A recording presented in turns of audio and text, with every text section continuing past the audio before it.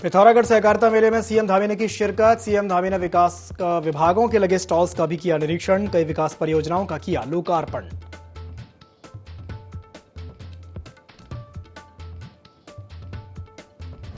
CM Dhami ने मुनस्यारी पहुंचकर ITBP के जवानों संग की मुलाकात। जवानों के राष्ट्र के प्रति सेवा और समर्पण को किया नमन।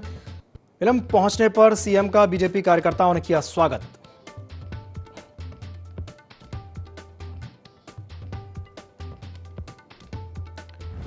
इकतीस अक्टूबर से हर विधानसभा क्षेत्र में बीजेपी करेगी पदयात्रा। विधायक, सांसद और पदाधिकारी होंगे शामिल। मिशन 2027 की तैयारियों को गति देना पार्टी का लक्ष्य।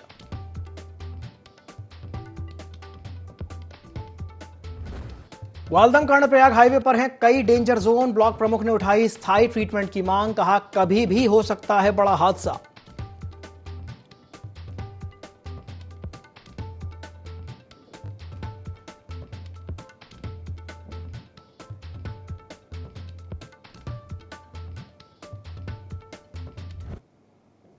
नमस्कार, एनडी 24 में आप सभी का स्वागत है। मैं हूं आपके साथ दिव्यांशु जोशी। तो पिथौरागढ़ में अंतर्राष्ट्रीय सहकारिता वर्ष 2025 के उपलक्ष्य में सहकारिता मेले का आयोजन किया गया, जिसमें सीएम पुष्कर सिंह धामी ने मुख्य अतिथि के रूप में प्रतिभाग किया। कार्यक्रम में सीएम धामी का भव्य स्वागत किया गया। इसके बाद मुख्यमंत्री ने तमाम विभागों की ओर से लगाए गए स्टॉल्स का भी अवलोकन किया।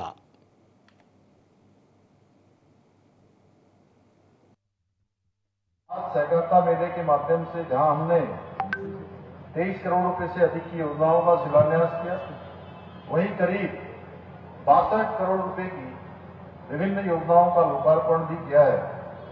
ये सभी योजनाएं आने वाले समय में हमारे पिथौरागढ़ जनपद के विकास में एक मील का पत्थर साबित होंगी। भाइयों बहनों, सहकारिता की परंपरा भारत में प्राचीन काल से चली आ रही है।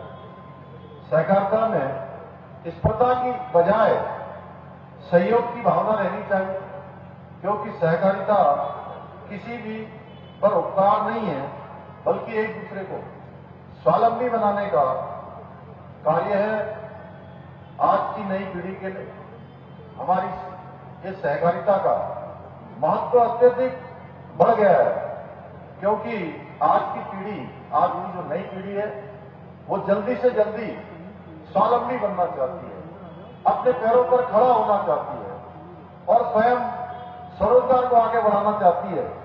और आज के इस आधुनिक और प्रतिस्पर्धी युग में सहकारिता का जो महत्व है, पहले से और कहीं अधिक हो गया है।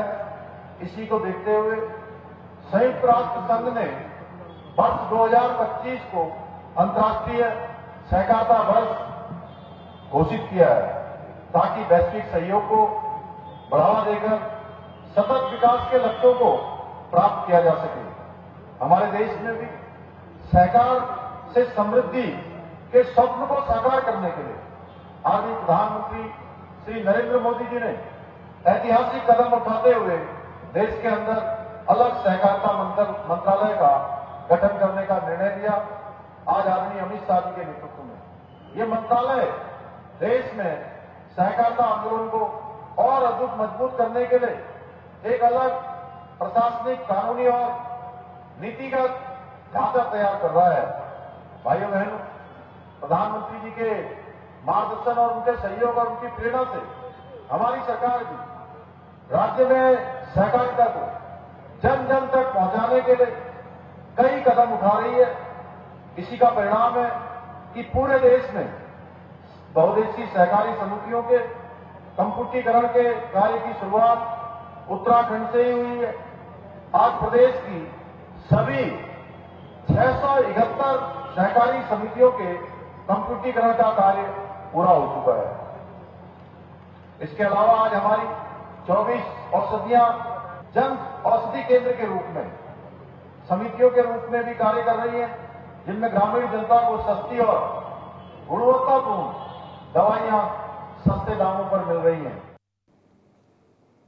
सीएम धामी ने पिथौरागढ़ जिले के दूरस्थ सीमांत गांव मिलम में वीर जवानों और स्थानीय लोगों से मुलाकात की। दुर्गम परिस्थितियों में भी राष्ट्र की सेवा में समर्पित जवानों की प्रतिबद्धता और सीमांत क्षेत्र के लोगों के सहयोग की भी सराहना की। इस दौरान सीएम ने जवानों के साथ बात करके राष्ट्र के प्रति उनके सेवा भाव और समर्पण को नमन किया। सीएम धामी ने कहा कि पीएम मोदी के कुशल नेतृत्व में वाइब्रेंट विलेज कार्यक्रम के माध्यम से सीमांत गांवों को बुनियादी सुविधाओं से जोड़ने, स्थानीय युवाओं को रोजगार देने और इन क्षेत्रों को आत्मनिर्भर बनाने के प्रयास तेज गति से जारी हैं।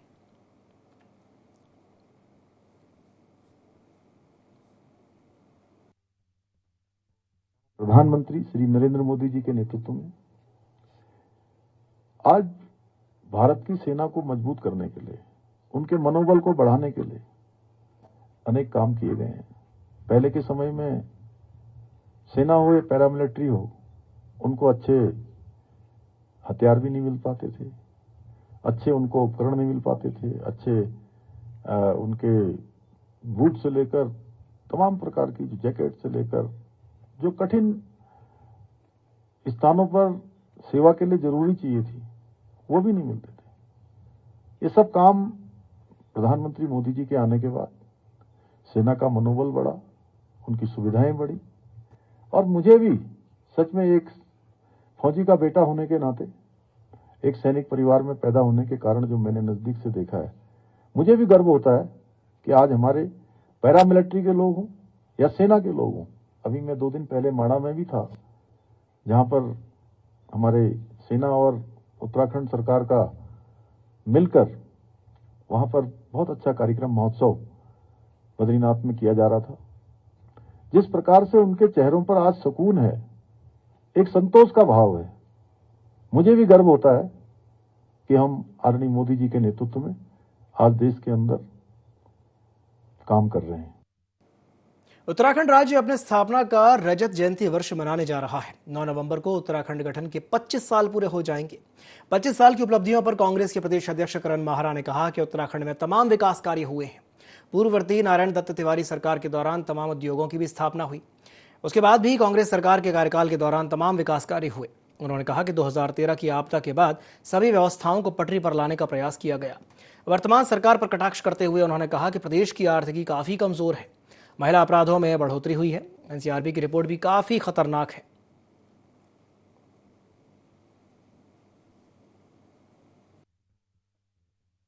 इसकी दूसरी सरकार ने आपदा के बावजूद भी केदारनाथ को व्यवस्थित करने का काम किया।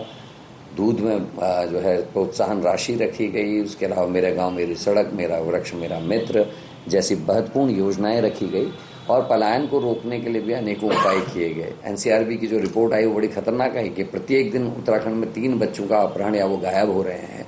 ये बहुत खराब बात है। किसानों की स्थिति बहुत जर्जर है और 2 भर्ती घोटाले इस राज्य ने देखे हैं, 2022 और 2025, और उसमें बीजेपी के लोग मुख्य आरोपी के रूप में सामने आए हैं। जिस राज्य में आपदा आई और प्रदेश के प्रधानमंत्री से 57,000 रुपये की जो है 5,700 करोड़ रुपए की डिमांड सरकार ने की, जिसके एवरेज में प्रधानमंत्री जी ने 1,200 करोड़ रुपए देने की घोषणा की। पिछली कैबिनेट की बैठक में पशुपालन मंत्री सौरभ बहुगुणा ने राज्य के पर्वतीय जिलों में कुक्कुट पालन में आ रही समस्याओं को देखते हुए फीड सब्सिडी की बात रखी थी, जिसके बाद कैबिनेट ने इसे पास कर दिया था। अब इसे लेकर जीओ भी जारी कर दिया गया है, जिसका लाभ जल्द ही कुक्कुट पालकों को मिलने लगेगा। मंत्री सौरभ बहुगुणा ने इसे लेकर कहा कि इसके तहत राज्य के पर्वतीय जिलों में कुक्कुट पालकों को फीड सब्सिडी दी जाएगी, जिससे उन्हें कुक्कुट पालन में बढ़ते फीड मूल्य ट्रांसपोर्ट से राहत मिल सकेगी और कुक्कुट पालन पर्वतीय जिलों में रोजगार का बेहतर माध्यम बन सकेगा।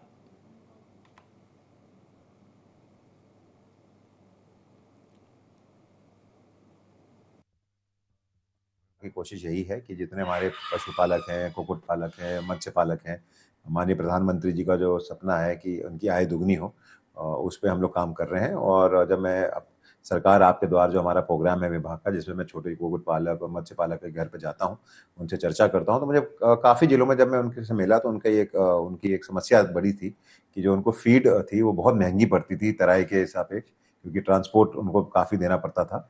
तो हमने कैबिनेट से उनको रिलीफ देने के लिए एक स्वीकृति कराई है पॉलिसी, जिसमें 10 रुपए की फीड सब्सिडी पर्वतीय जिलों को जो लोग पर्वतीय जिले में कुक्कुट पालन का काम कर रहे हैं उनको दी जाएगी। उसका जियो भी हो गया है। मुझे बहुत जल्द जो पर्वतीय समाज में, पर्वतीय जिलों में जो लोग कुक्कुट का काम कर रहे हैं उनको ये सब्सिडी मिलना शुरू हो जाएगी। सरदार वल्लभ भाई पटेल की 150वीं जयंती पर उत्तराखंड बीजेपी हर विधानसभा क्षेत्र में पदयात्रा निकालने जा रही है। आपको बता दें कि भाजपा 31 अक्टूबर से प्रदेश की सभी विधानसभा क्षेत्रों में पदयात्रा निकालेगी, जिसमें विधायक, सांसद और पदाधिकारी भी शामिल होंगे। तो वहीं प्रदेश भर में बूथ स्तर तक कार्यकर्ताओं को इस दौरान अभियान के माध्यम से सक्रिय किया जाएगा।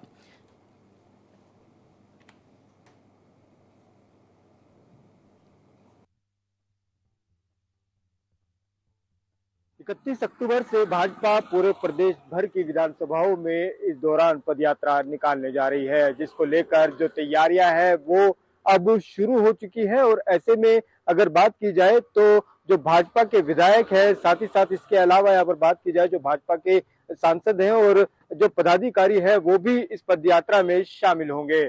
ऐसे में 2027 की अगर बात की जाए तो 2027 को लेकर के जो रणनीति है वो भाजपा की ओर से पूरी तरह से तैयार की जा रही है। इसके अलावा अगर बात करें संगठन की तो संगठन को मजबूत करने के लिए भी लगातार भाजपा यहाँ पर मुस्तैदी के साथ कार्य करती हुई दिखाई दे रही है। देहरादून से ND24 के लिए कैमरा सहयोगी अतुल के साथ विनय सूद।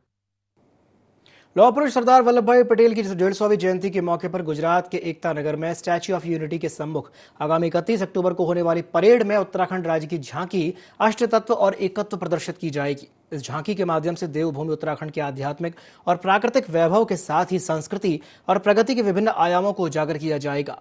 एकता दिवस के इस मुख्य समारोह में आयोजित परेड के दौरान राज्य के लोक कलाकारों का दल उत्तराखंड की समृद्ध सांस्कृतिक विरासत पर आधारित कार्यक्रम प्रस्तुत करेगा। सूचना विभाग उत्तराखंड के महानिदेशक बंशीधर तिवारी ने जानकारी देते हुए बताया कि सरदार पटेल की 150वीं जयंती पर स्टैच्यू ऑफ यूनिटी के सम्मुख आयोजित राष्ट्रीय स्तर के मुख्य समारोह में उत्तराखंड को प्रतिभाग करने का गौरव मिला है। उन्होंने यह भी बताया कि गृह मंत्रालय भारत सरकार की विशेषज्ञ समिति के द्वारा कई दौर के विचार विमर्श और परीक्षण के बाद देश के चुनिंदा 8 राज्यों के साथ ही उत्तराखंड की झांकी का अंतिम रूप से चयन किया गया है।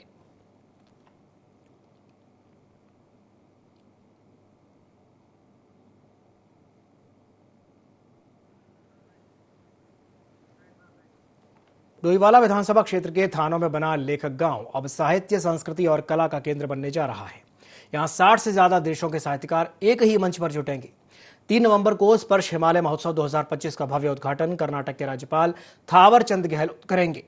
कार्यक्रम में उत्तराखंड के राज्यपाल, मुख्यमंत्री और केंद्रीय मंत्री भी शामिल होंगे। पूर्व मुख्यमंत्री डॉक्टर रमेश पोखरियाल निशंक ने बताया कि लेखक गांव में 1 लाख से ज्यादा पुस्तकों का भंडार और शोध केंद्र स्थापित किया गया है।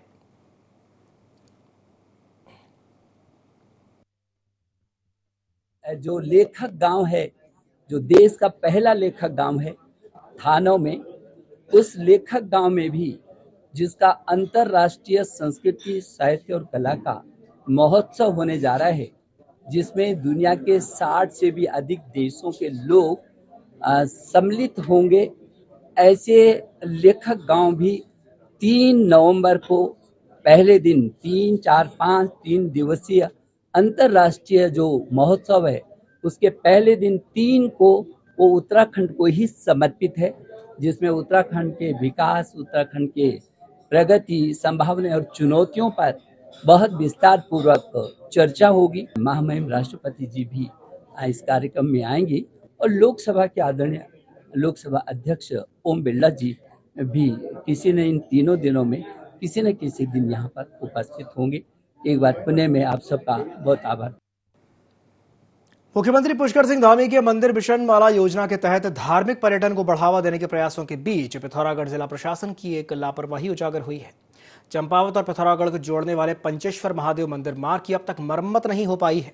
इससे श्रद्धालु दर्शन किए बिना लौटने को मजबूर हैं और 7-8 गांवों के ग्रामीणों की आवाजाही पर भी रोक लग रही है, बाधित हो रही है। टूटा मार्ग श्रद्धालुओं के लिए खतरा बन गया है। श्रद्धालुओं और ग्रामीणों ने पिथौरागढ़ और चंपावत प्रशासन से जल्द ही मार्ग के निर्माण की मांग की है।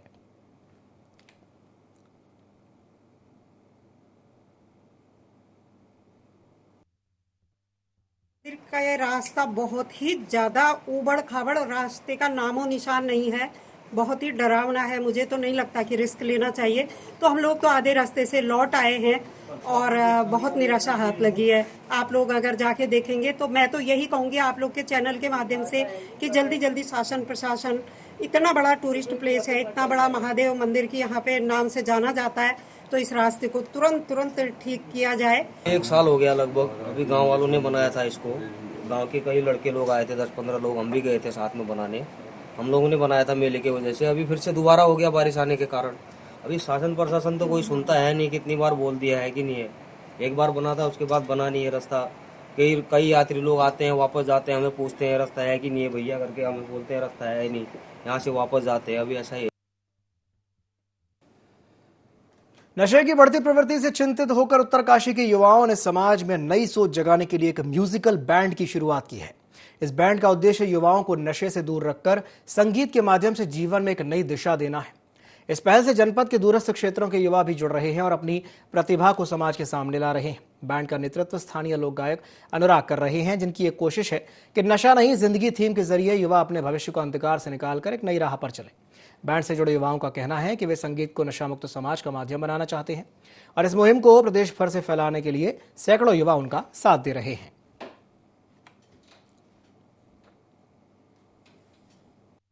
क्षेत्र में अपनी कला का प्रदर्शन कर रहा था। मेरे उत्तरकाशी नामक गाने से मैंने अपनी शुरुआत की थी, लेकिन धीरे धीरे जब लोगों की नज़रों में लगा कि हम गाना अच्छा कर सकते हैं, तो जनपद उत्तरकाशी के जितने भी कलाकार हैं और मंच में अधिक से अधिक जो अपनी प्रतिभा निभाते हैं, प्रतिभा का अवलोकन करते हैं, वो सभी लोग यहाँ पे जितने भी जुड़े हुए हैं, तो सभी लोगों ने अपनी कला का प्रदर्शन के माध्यम से हमने एक ग्रुप क्रिएट किया जिसका नाम है पंच तत्व एक पहाड़ी उड़ान। ये लगभग 1 साल पूर्व हमने ये ग्रुप बनाया है और इसका मुख्य उद्देश्य ये है कि हमारा जितना भी कल्चर है उत्तराखंड संस्कृति से, क्योंकि आजकल ये देखा जा रहा है कि जितने भी बच्चे हैं वो क्या हो रहे हैं कि नशे की उसमें जा रहे हैं कगार पे धीरे धीरे, और क्या हो रहा है कि उनको एक प्लेटफॉर्म नहीं मिल पा रहा है। तो हमने सोचा कि क्यों ना एक म्यूज़िक का नशा एक इस तरीके का किया जाए कि लोग जो है नशे से दूर हो जाएं और अपनी प्रतिभा का भी यहाँ पे अपनी निभा पाएँ। अच्छे से अच्छे कलाकार हमारे उत्तरकाशी जनपद में हैं। बैंड बनाने का मकसद ये है कि अपने उत्तरकाशी के जो कल्चरल है, हमारा जो संस्कृति है, हमारा पहनावा है, हमारी बोली भाषा है, उसको आगे बढ़ाना है। क्योंकि जिस प्रकार से देखा जा रहा है कि हमारा उत्तराखंड अब धीरे धीरे आगे ग्रो कर रहा है, जिस प्रकार से पहले बहुत नीचे दबा था, आज की डेट में काफ़ी ग्रो कर चुका है, काफ़ी आगे बढ़ चुका है। तो हमारा मोटिव यही है कि बच्चों को हम अपने साथ लें और इनको कुसंगति से, गलत नशे से हम दूर करें और इनको अपने साथ लेके संगीत में लेके आगे अपने कल्चरल उत्तरकाशी और उत्तराखंड के कल्चर को आगे बढ़ाएं। इस बैंड को बनाने का मकसद है कि कल्चर को प्रमोट कैसे करना है। कल्चर को प्रमोट करने का मतलब है कि उत्तरकाशी का जो कल्चर है गंगा घाटी का, उसको हम आगे स्टेट लेवल पे या फिर नेशनल लेवल पे कैसे ले जा सकते हैं, उसके लिए वो प्रयास कर रहे हैं। और जिसमें उन्होंने उत्तरकाशी के सभी बड़े कलाकार मीन्स जो भी अपना परफॉर्म करते हैं स्टेज पे, उन सभी कलाकारों को जोड़ करके और अपने जो आवाज़ है उनका जो शाड़ा में, वहाँ पे वो सबको बुला करके प्रैक्टिस करवाते हैं और आगे के लिए जो परफॉर्मेंस होनी है उसके लिए वो तैयारी करते हैं और लगातार ये तैयारी चल रही है। हमारा बैंड का नाम है पंच तत्व एक पहाड़ी उड़ान। तो जैसे कि इसके टाइटल में ही आता है कि एक पहाड़ी उड़ान है, तो जाहिर सी बात है यहाँ पर जितने भी हमारे साथ युवा जुड़े हैं वो पहाड़ी हैं। और क्योंकि संगीत सिंगल में अगर हम कहीं पे प्रोग्राम करते हैं तो शायद कहीं पे कुछ कमियां या रह जाएं, लेकिन ग्रुप में हम लोग सभी लोग सीखते हैं, एक दूसरे से सीखते हैं। और आज आप लोग बहुत सारा प्यार पंचतत्व एक पहाड़ी उड़ान को दे रहे हैं। ये सिर्फ नतीजा है कि हम सब लोग जो उत्तरकाशी के जितने भी युवा संगीतकार थे, जब हम लोग आपस में जुड़े तो आज आप लोग इतना प्यार दे रहे हैं, इतना आप हमें सपोर्ट कर रहे हैं। खटीमा के यूसीएफ में संचालित धान क्रय केंद्र मुंडेली में किसानों ने ठेकेदार पर धांधली और वसूली के आरोप लगाए हैं। किसानों का कहना है कि नंबर पहले आने के बावजूद उनकी तुलाई नहीं की जा रही, जबकि केंद्र पर भीड़ भी नहीं है। किसानों ने आरोप लगाया कि प्रति क्विंटल 5 किलो धान की कटौती की जा रही है और तौलने के बदले 40 रुपये प्रति क्विंटल की वसूली की जा रही है। किसानों को जानबूझकर परेशान किया जा रहा है। मौके पर पहुंचे किसान नेता मनजिंदर सिंह भुल्लर ने जांच के बाद यह पाया कि किसानों की शिकायतें सही हैं। उन्होंने कहा कि एक किसान से 22 कट्टे धान तौलने के 2000 रुपए तक वसूले गए हैं। संबंधित अधिकारी को सूचना देने के बावजूद कोई अधिकारी मौके पर नहीं पहुंचा।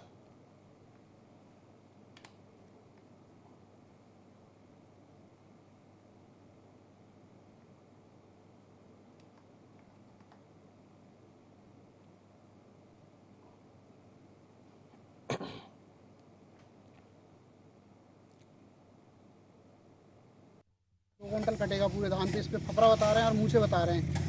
बोल रहे हैं कि ये थ्रेसर वाला आज से पहले जैसे कि आदमी सीधे कंपाइन से ही कटाता था, आज से 10 साल पहले सारा थ्रेसर से ही निकलता था। आज बोल रहे हैं कि मूछे की वजह से धान फेल है करके, कि आप दूसरे कांटे पे ले चले जाओ मंडी उंडी। जब हमारे गांव पे कांटा लगा हुआ है तो हम दूसरी जगह क्यों जाएं? देखिए भी किसान का एक फ़ोन आया था, उसने कहा कि मुडेली कांटे पे पहले तो 3-4 दिनों से मेरा नंबर लगा हुआ था, बार बार मेरे कहने पे ऊपर भी ये कह रहे थे कि आज लेके आना, कभी कल लेके आना।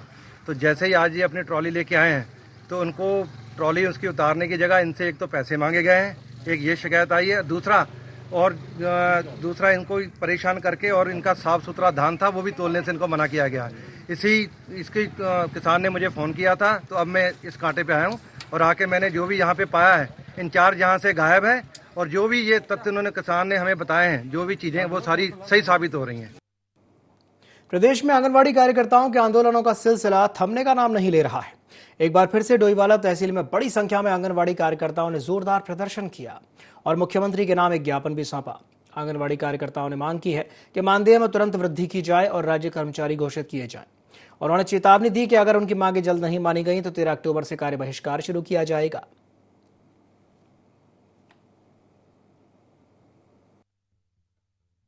काफी समय से ये संघर्ष चला आ रहा है और समय समय पर हर किसी की मानदेय वृद्धि होती है, लेकिन काफी लंबा समय बीत जाने के बाद भी हमारी मानदेय वृद्धि का सरकार बिल्कुल तरफ ध्यान नहीं दे रही है। और इसी कारणवश आज जो है कार्यकर्ती और सहायिका दोनों जने सड़क पर उतर गए हैं और इस बार कमर कस लिए कि आर पार की लड़ाई करेंगे। सहायिका के पद पे चुनी गई हूँ इधर। इसमें जो हमारे मानदेय को लेकर है, हमारे बहुत शोषण किया जा रहा है। हमारी कई बहनें माताएं ऐसी है जो इसमें विधवा है, वो अपना भरण पोषण नहीं कर पा रही है। महंगाई इतनी होगी कि जिसकी हमें कोई वो ही नहीं है। और सैलरी कितनी है, 5,000 में क्या होगा? एक टाइम की सब्जी भी लाओ तो 1,000 रुपए में आ जाती है। काफी लंबे समय से सरकार से मांग चली आ रही, क्योंकि आंगनवाड़ी कार्यकर्ताएं कार्य इतना कर रही हैं। सरकार जो भी योजनाएं कल्याणकारी धरातल पे उतार रही है, उन सबको लाभार्थियों तक मतलब जन जन तक पहुंचाने का कार्य जो है वो हमारी आंगनवाड़ी कार्यकर्ताएं करती हैं। लेकिन काम का बोझ इतना बढ़ता जा रहा है, योजनाएं इतनी लागू करती जा रही है सरकार, लेकिन आंगनवाड़ी का जो मानदेय है उसमें कोई भी वृद्धि नहीं हो रही। 2021 के बाद से सरकार ने कोई मानदेय वृद्धि नहीं करी। लोहाघाट के जीआईसी खेल मैदान में स्वामी विवेकानंद विद्यालय स्तरीय अंडर 14 फुटबॉल प्रतियोगिता का शुभारंभ अद्वैत आश्रम मायावती के प्रबंधक स्वामी सुहृदयानंद के द्वारा किया गया। स्वामी सुहृदयानंद ने प्रतियोगिता के आयोजन की सराहना करते हुए बच्चों से मोबाइल और नशे से दूर रहने की अपील की।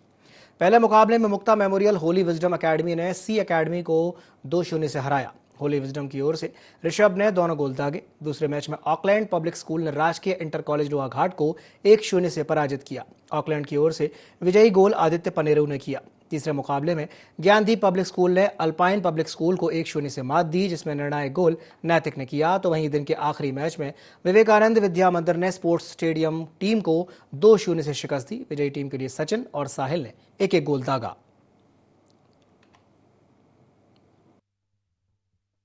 लोहाघाट क्षेत्र के सारे स्कूल हैं, 8 स्कूल आए हैं इसमें।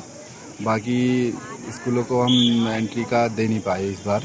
8 टीमों के आज 4 मैच हैं नॉकआउट, उसके बाद कल सेमीफाइनल होंगे और परसों को फाइनल। हमारा उद्देश्य यही है कि बच्चे फिट रहें और नशे की तरफ न जाएं। देखा जाए तो आजकल हम खाना भी खा रहे हैं तो उसमें भी हमारे केमिकल और बहुत चीज़ें हैं, तो अगर ग्राउंड में रहेगा तो शायद फिट रहेगा वो। जैसे कि आप देख पा रहे हैं कि हमारी इस टूर्नामेंट में 8 टीमें प्रतिभाग कर रही हैं और नीतीश ढेक हमारे छोटे भाई के द्वारा ये टूर्नामेंट बहुत ही सुंदरता से बखूबी आयोजित किया जा रहा है। इस प्रतियोगिता को कराने का उद्देश्य ये है कि हम अपनी जो छोटी पीढ़ी है और हमारा जो टैलेंट है आसपास का, उसको हम ग्राउंड में लाएं। और दूसरी चीज़ है कि सबसे बड़ी अभी दुविधा समाज की ये है कि बच्चे मोबाइल पर ज़्यादा हो रहे हैं और नशे की ओर ज़्यादा जा रहे हैं। तो इस टूर्नामेंट कराने का उद्देश्य ये भी है कि बच्चे मोबाइल से हटकर फील्ड में आए और नशे की प्रवृत्ति की ओर जाने से बचें और अपनी जो ऊर्जा है वो ग्राउंड में खर्च करें। इसी के साथ बुलेटिन में फिलहाल के लिए इतना ही। दीजिए इजाजत, नमस्कार।